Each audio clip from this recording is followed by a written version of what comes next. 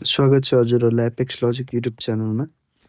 यहाँ हामीले विगत वर्षको क्वेसन्सहरू गर्दै थियौँ कन्स्टेबलको, वेस्ट बेङ्गल कन्स्टेबलको 2019 को प्रश्नपत्रहरू थियो र आज यो 6-7 वटा क्वेसन्सहरू छ। लास्ट क्वेसन हो यिनीहरू र 2019 को क्वेसन्स पनि खतम हुनेछ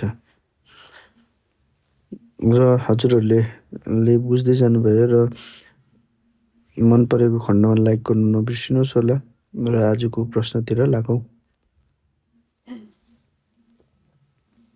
एकजना व्यक्तिले 61 किलोमिटर पथ 9 घन्टामा अतिक्रमण गर्न सक्छ। त्यस यात्रापथ तिनले 4 किलोमिटर प्रति घन्टा पैदल तथा बाँकी अंश 9 किलो प्रति घन्टा वेगमा साइकलमा अतिक्रमण गर्यो भने कति दूरत्व पैदलमा चाहिँ कति हिँडेको थियो भन्दैछ। उसले चाहिँ टोटल कति किलोमिटर छ, टोटल टाइम चाहिँ कति छ भन्दाखेरि टोटल टाइम चाहिँ उसको 9 घन्टा छ, जसमा चाहिँ 61 किलोमिटर्स हिँड्छ र उसले चाहिँ 4 किलोमिटर प्रति घन्टाकोमा चाहिँ पैदल हिँड्यो र 9 किलोमिटर प्रति घन्टाले चाहिँ ऊ के गर्यो भन्दाखेरि साइकलमा हिँडेको छ भने चाहिँ उसले पैदल हिँडेर चाहिँ कति डिस्टेन्स कभर गर्यो भनेर सोध्दैछ क्वेसनले। र हामी यसमा मान्ने लिन सक्छौँ। मानौँ लेट ऊ चाहिँ एक्स आवरले चाहिँ के गर्यो अरे अन फुट गरौँ होइन, र वाइ आवर चाहिँ के गर्यो अरे बाइसाइकल गर्यो अरे होइन,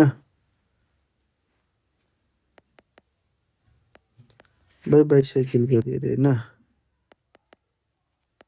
भन्नुको मतलब टोटल टाइम कति लाग्यो, एक्स प्लस वाइ उसले 9 घन्टा लाग्यो।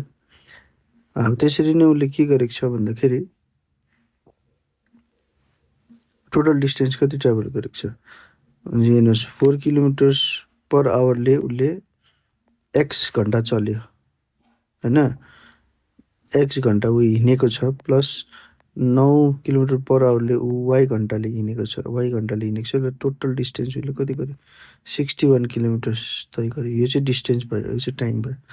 त यो दुइटा इक्वेसन जुन चाहिँ आएको छ यसलाई लगाइदिनुहोस्। हेर्नुहोस्, यसमा मलाई एक्सको जरुरी छ किनकि एक्स अन फुटको सोधेको छ, त्यही लागि एक्सलाई राख्छु म। भनेपछि 9ले मल्टिप्लाई गर्छु यसलाई है, 9x plus 9y equals to 81, 4x plus 9y equals to 61। अब यो घटाइदिनुहोस्। हेर्नुहोस्, यो मलाई वाइ चाहिँदैन, सबट्र्याक्सन गऱ्यो भने साइन अल्टर भइहाल्छ, भइहाल्यो, यो कट्यो। यसमा कति हुन्छ 5x इक्वल्स टु हेर्नुहोस् 20 आउँछ भनेपछि एक्सको भ्यालु कति आयो 4 आयो भनेपछि 4 अन फुट ऊ 4 घन्टा हिँडेको थियो रहेछ अन फुटमा होइन, 4 घन्टा हिँडेको थियो भनेपछि बुझिहाल्यो कति किलोमिटरले हिँडेको छ, 4 किलोमिटर प्रति घन्टा, 4 किलोमिटर प्रति घन्टा 4 किलोमिटर्स पर कति घन्टा कतिको लागि चाहिँ 4 आवरको लागि हिँडेको छ भन्नु मतलब डिस्टेन्स कति हुन्छ is per hour, distance into time equals 16 kilometre. ऊ 16 किलोमिटर चाहिँ त्यसमा हिँडेको थियो रहेछ, ऊ हिँडेको थियो रहेछ, हिँडेर 16 किलोमिटर कभर गरेको थियो र रेस्ट चाहिँ बाइसाइकलमा कभर गरेको थियो रहेछ है। र अर्को क्वेसनतिर जाउँ, आशा गरेँ त्यो बुझ्नु होला तपाईँले। हेर्नुहोस्, एउटा आयतकार छ, आयतकार लम्बाइ र चौडाइ छ, लम्बाइ 100 छ अरे, यो 80 छ अरे है। र ब्यानरको अच्छा आयतकार ब्यानर छ अरे, ब्यानरको चारैतर्फ 10 मिटरको चौडाइ भएको एउटा बाटो छ भने त्यस बाटोको क्षेत्रफल कति हो भनेपछि यसरी गरिदिएको रहेछ है, 10 10 10 10। यसले गर्दाखेरि चाहिँ के हुन्छ भन्दाखेरि यो भित्रको क्षेत्रफल कति हुन्छ भन्दाखेरि 100 इन्टु 80 हुन्छ, लेन्थ इन्टु ब्रेथ है, भनेपछि 8000 हुन्छ।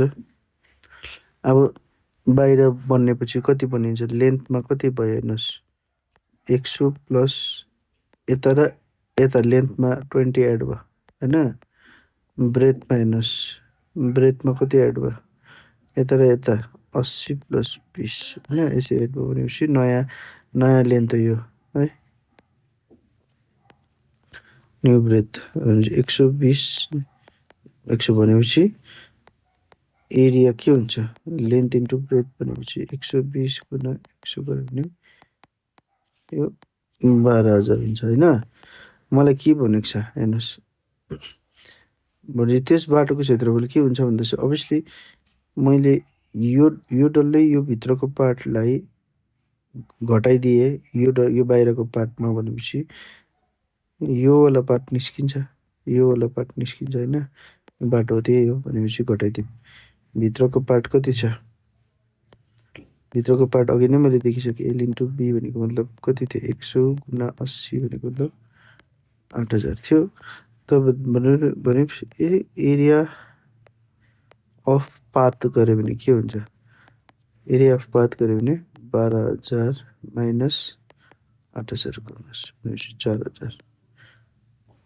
हुन्छ है आशा गरी तपाईँले बुझ्नुभयो होला अर्को प्रश्नतिर जाउँ क्रमिक रूपमा 7वटा सङ्ख्याहरूको गढ एभरेज 20 भयो भने बृहत्तम सङ्ख्या कति हो भन्दैछ हेर्नुहोस् if the average of 7 consecutive number is 20 what is the largest अझै एभरेज भनेको मतलब के हो बिचको भनेको कुरा हो नि त होइन 1 2 3 यो 4 5 6 7 भन्नुको मतलब 7वटा सङ्ख्यामा चाहिँ यो जुन चाहिँ छ यो हो मेरो एभरेज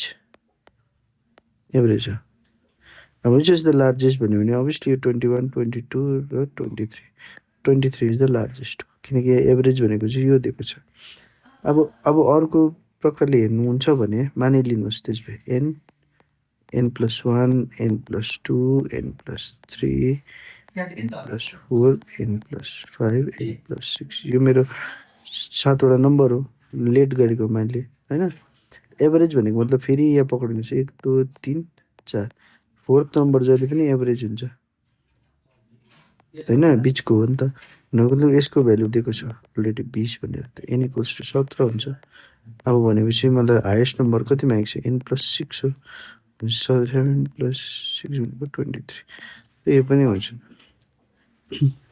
आशा गरी यो पनि बुझ्नुभयो होला तपाईँहरूले अर्को क्वेसनतर्फ लागौँ दुईवटा अङ्कको योगफल चाहिँ 8 छ र सङ्ख्याबाट 18 घटाइदिँदा अङ्कहरूले स्थान परिवर्तन गर्छ एक चेन्ज गर्छ भनेपछि त्यो सङ्ख्या कति हो भन्दैछ हेर्नुहोस् यो पहिला कुनै एउटा क्वेसन्समा मैले गरेको थिएँ यसलाई सर्टकट र लङ कट दुवै प्रकारले गरेको थिएँ मैले यहाँ म सर्टकटमा जानेछु हेर्नुहोस् डिजिटहरूको सम भन्दैछ डिजिटहरूको सम 8 हो डिजिटको सम 8 हो सबैमा 8 छ अप्सनबाट गर्नु सकिन्छ अब यस्तो अप्सन पिक गर्नु पऱ्यो जसमा चाहिँ 18 गर्दाखेरि चाहिँ चेन्ज हुन्छ जस्तो 35 छ भने त्यो 53 हुन्छ भनेपछि अभियसली घटाउँदाखेरि यो चेन्ज हुनु सक्दैन होइन अब 62मा 18 घटाउनुहोस् सर यो हुनु सक्दैन होइन 44 हुँदैछ यो पनि हुनु सक्दैन यो पनि हुँदैन हेर्नुहोस् घटाउँदाखेरि चेन्ज हुँदैन 53 हेर्नुहोस् 53मा 18 घटाउनु मैले के हुन्छ 5 र 35 चेन्ज भयो यो कति भयो 35 बन्यो भनेपछि चेन्ज गर्यो उनीहरूले 18 माइनस गरिदिँदाखेरि पोजिसन चेन्ज गर्यो भनेपछि this is the correct answer अब हामी अर्को क्वेसनमा जाउँ यदि a को 90% b को 30% तथा b = a को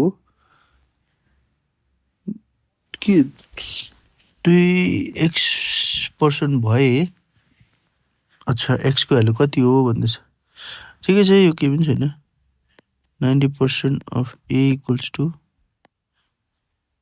30% अफ b हो भन्नुको मतलब केही छैन यसमा है a/b को भ्यालु निकाल्नु हो भन्नुको मतलब 30 पर्सेन्टेज पनि काटिन्छ यो बनिन्छ है 1:3 भन्नु मतलब a र b को भ्यालु चाहिँ के हो 1/3 हो हैन तथा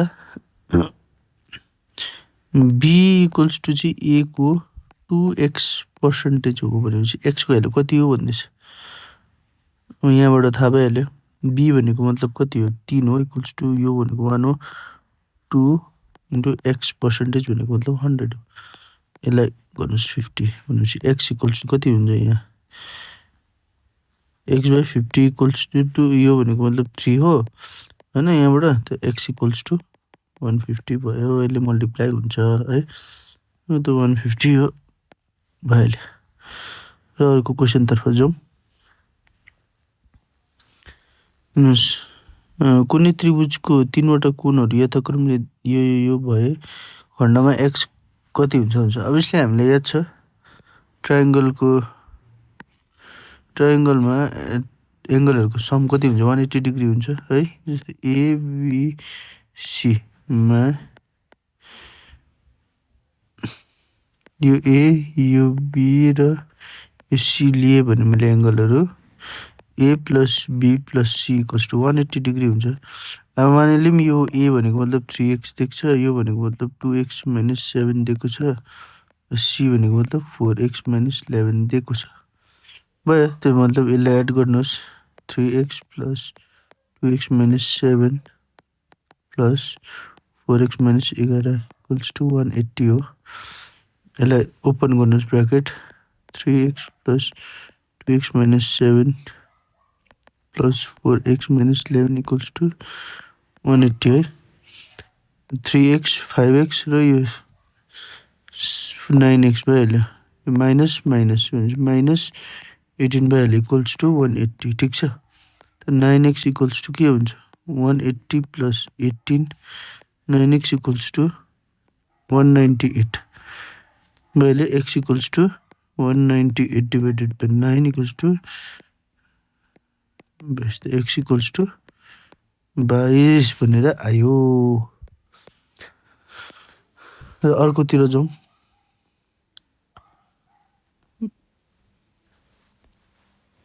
एकजना मोटर आरोही A बाट B स्थानमा 20 किलोमिटर प्रति घण्टाको वेगले पुगे र 30 किलोमिटर प्रति घण्टाको वेगले त्यहाँबाट फर्क्यो।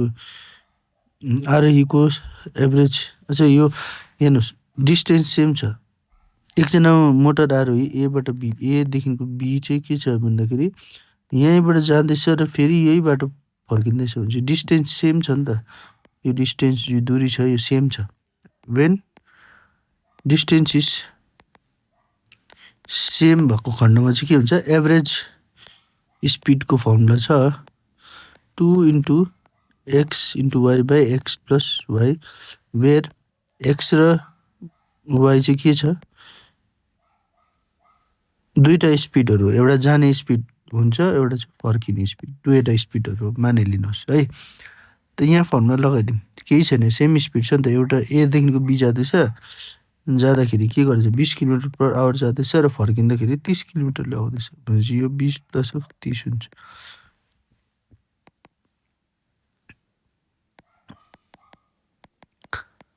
यो भनेको 50 हो है। यसले 0 एउटा काट्दिनुस् 0 एउटा काटिदिए 5 ले यसलाई 4 है 4 3 12 2 24 त 24 किलोमिटर पर आवर चाहिँ मेरो एभरेज स्पिड हो।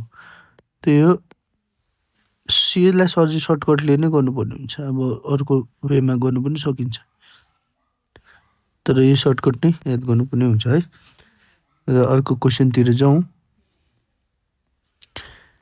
अच्छा तीनवटा संख्याहरुको अनुपात 1:3 तथा तिनीहरुको गसागु HCF 12 भए बृहत्तम संख्या चाहिँ कति हुन्छ भन्दैछ।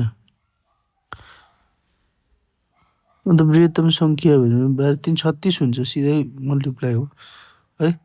अब तीनवटा संख्याहरु मानिलिउँ 1x 2x र 3x हो रे।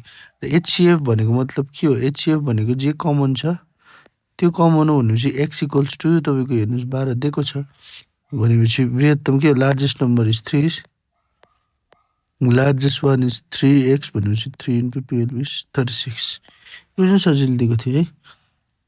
र अर्कोतिर जाउँ। यो यहाँ खतम भएछ एन्ड भयो है। र आशा गरेको छु तपाईहरुले यो बुझ्नु भयो होला जति पनि क्वेसन्सहरू गराएको छ है। अनि अझै पनि नेक्स्ट इयरको क्वेसन्सहरू आउँदैछ। 2018 प्रिलिम्स जिरोको क्वेसन्सहरू नेक्स्ट क्लासेसहरूमा आउँछ र तपाईँहरूले मन पराएको खण्डमा लाइक र आफ्नो साथीहरूमाझ सेयर गर्नु नबिर्सिनुहोस् होला। त नमस्कार, धन्यवाद।